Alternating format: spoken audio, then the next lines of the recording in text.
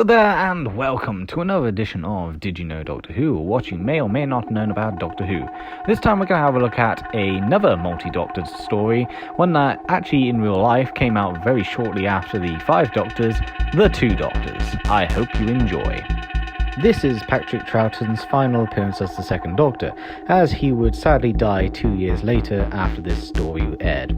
Patrick Troughton refused to dye his hair or use a wig as he hated it and wanted to have his natural hair. Interestingly, this is later explained in universe as taking place between the War Games and Spearhead in Space. The working titles were the Krallon Inheritance, the Andromedon Inheritance, and the Kraglon Inheritance, all basically very similar story titles. The prop used for the 2nd Doctor's TARDIS console was in fact the one used by the 5th Doctor, as budget meant they couldn't just recreate the original one. When shooting scenes in Seville, the wigs went missing in transport and they had to have new wigs, resulting in other scenes that were filmed prior having to be refilmed with the new wigs on. This is one of the most violent stories in the series' history, featuring multiple stabbings, knife wounds, blood spillages, the attempted cooking and eating of humans, and the killing of Shockeye by the Doctor by cyanide poisoning. This is reflected in the serious mortality rate, as Anita is the only non-Doctor/companion to survive. The Cybermen were meant to be in the story, and like the 5 Doctors and eventually the Timeless Children, they would be creating Cyberlords. This is the first 3-parter since Planet of Giants, and is the longest classic era story at 135 minutes. Jacqueline Pearce was a last-minute replacement for Elizabeth Spring, for whom Chessine's costume had already been made. She was fired for not attending rehearsals. The warts in the makeup was made from Rice Krispies. This is the first multi-Doctor story to not be celebrating an anniversary. This is the last appearance of the Sontarans in the classic era. Once again, production butted heads. Peter Moffat hated the violence in the story, while Robert Holmes believed it should have been more violent and had less comedy. The actors playing the Sontarans suffered greatly while wearing all that heavy makeup and costumes in the Seville heat.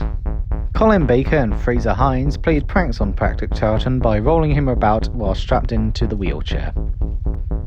Perry mouths "you asshole" to the Doctor, which makes it the first time a curse word is used in the show. This is the first time the Sontarans have facial hair. Alright, let's get this really disturbing fact out of the way. This story was also featured a Jim will Fix It segment where a Doctor Who fan visits the Doctor and helps him defeat the Sontarans before Jimmy Savile appears and presents the boy a medal. It should be noted that Colin Baker absolutely hated Jimmy Savile, calling him more terrifying than the Sontarans, and despised working with him, finding Jimmy creepy. After the scandal came out, copies of this segment was completely removed from all future DVD purchases. Let's end on a more positive note, shall we? This is Colin Baker's favourite story, mostly because he got to work with Patrick Troughton, who he admired greatly. In fact, Colin Baker could barely contain himself as he fanboyed over Patrick Troughton. Another slightly more amusing factor was that Colin didn't have to wear the colourful coat for the most part, and this was something that Colin Baker hated wearing because he preferred to have worn a blue coat, but production wouldn't let him. And that is it for today. I hope you enjoyed. The 2 Doctors is certainly one of the more stranger stories of Doctor Who, but it's also one of these stories that for some reason a lot of people absolutely love, and I gotta admit, it's got a lot of decency towards it.